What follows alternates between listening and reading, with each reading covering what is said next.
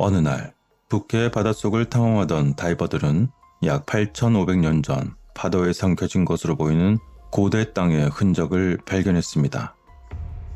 그렇게 고대의 비밀을 간직한 채 바닷속에 잠자고 있던 그곳을 처음 발견한 사람은 석유 회사의 다이버들이었습니다. 그들은 수만 명의 인구가 살고 있었을 것으로 추정되는 물에 잠긴 세계의 잔해를 발견했는데, 이것은 한때 어쩌면 유럽의 가장 중요한 요지였을지도 모릅니다. 이러한 북해 바닷속으로 삼켜진 채 그동안 잊혀진 상태로 남아있던 수중 세계는 세인트 앤드루스 대학의 과학팀과 함께 다이버들에 의해서 그 거대한 윤곽이 서서히 드러나게 되었습니다. 그 결과 이 지역은 과거 스코틀랜드에서 덴마크에 이르는 거대하고 풍요로운 땅이었습니다. 이처럼 그곳은 바로 북해 남부 지역 바닷속 아래에서 유럽의 대륙을 서로 연결했지만 지금은 잠기고만 바다 아래 지역이 되었습니다. 조사 결과 고대 해수면 상승이 발생하여 잠긴 것으로 조사되었지만 정확한 이유는 알 수 없었으며, 기원전 18,000년에서 5,500년 사이에 서서히 물에 잠긴 것으로 추정되었습니다. 과연 그곳에서는 무슨 일이 있었던 것일까요? 지질조사에 따르면 이 지역은 현재 영국 동부 해안에서 네덜란드와 독일 서부 해안 그리고 유틀란트 반도까지 뻗어 있습니다.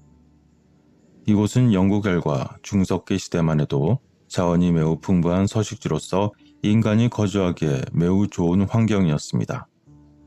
그러나 어느 날인가부터 해수면 상승으로 인해서 점차 잠겨갔고 마지막에는 결국 모두 잠기게 되었습니다. 이유는 여러 가지가 있었겠지만 아마도 알려진 수중 산사태 중 가장 큰 하나가 기원전 6225년에서 6170년 사이에 발생했던 것으로 보였습니다. 그리고 바로 그 지진으로 인하여 노르웨이해의 대륙분 가장자리에서 시작한 거대했을 쓰나미가 그 뒤를 따랐을 가능성이 있습니다. 탐사팀은 스캔 장비를 이용해 수중 속에서 고대에 있었던 강의 흔적을 볼 수 있었습니다. 과거 물에 잠기기 전에 영국은 섬이 아니었고 북해 아래에 있는 지역이었습니다. 이와 마찬가지로 한국과 주변 국가들도 이처럼 모두 육상으로 연결되어 있었을 것입니다.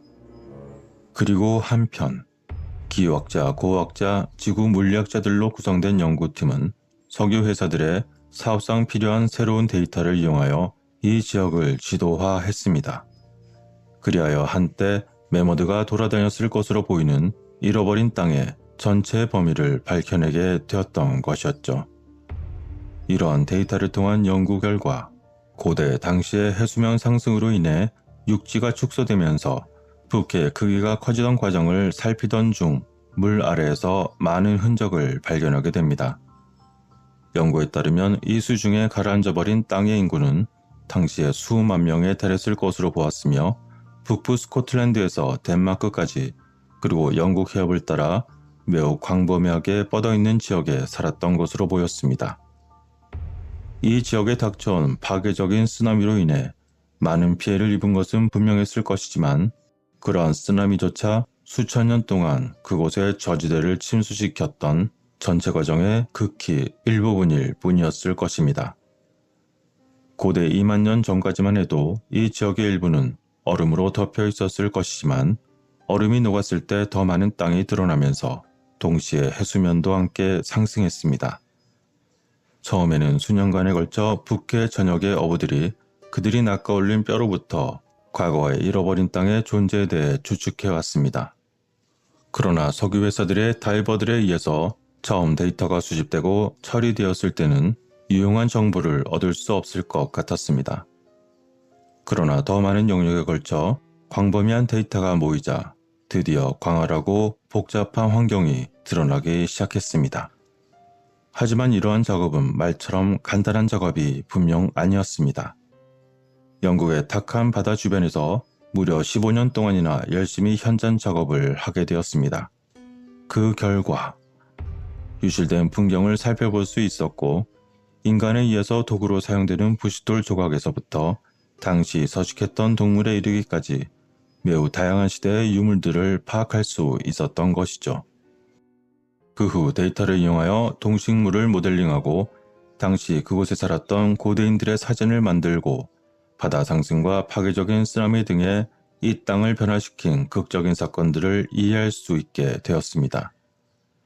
이곳은 오래전 과거에 언덕과 계곡, 큰 늪과 호수가 있었으며 강들이 서로 뒤엉킨 해안선이 있었음을 보여주었습니다. 그리고 꽃강의 알갱이와 마이크로파우나, 매크로파우나와 같은 화석들이 발견되었으며 이로 인해서 어떤 식물이 자랐고 어떤 동물이 당시 그곳에서 돌아다녔는지 알 수 있었습니다.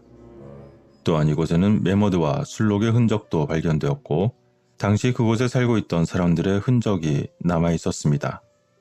이러한 모든 정보를 종합하면 당시 이 땅에 살던 사람들의 수송 능력에 대한 모델이 만들어지고 그에 따라 얼마나 많은 사람들이 이곳에 살 수 있었는지 대략 알아낼 수 있었습니다.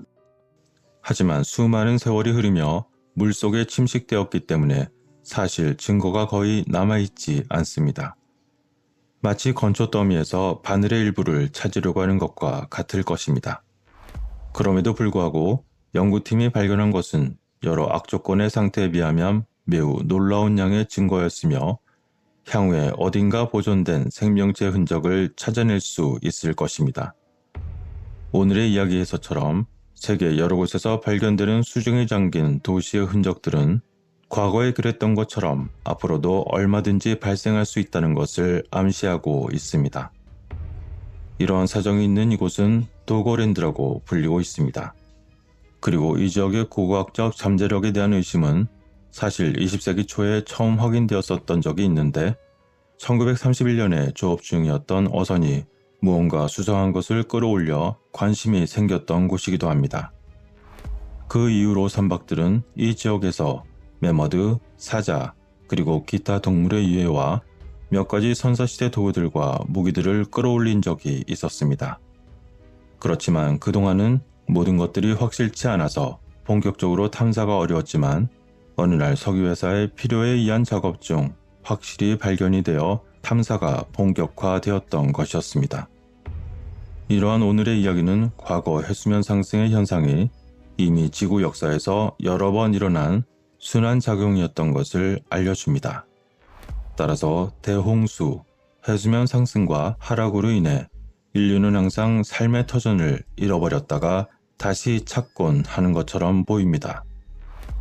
아무리 문명이 발전해도 대자연의 거대한 힘은 언젠가 또다시 온 세상을 뒤집어 놓을 역사적인 순환을 가져올 것이라는 점은 부인하기 어려워 보입니다. 이와 함께 세계 각지에서 여전히 발견되고 있는 기원을 알 수 없는 멸종된 문명들의 흔적들은 인류의 미래에 대해 우리에게 어떤 교훈을 주고 있는 것일까요? 오늘의 이야기는 여기서 마치도록 하겠습니다. 시청해주셔서 감사합니다.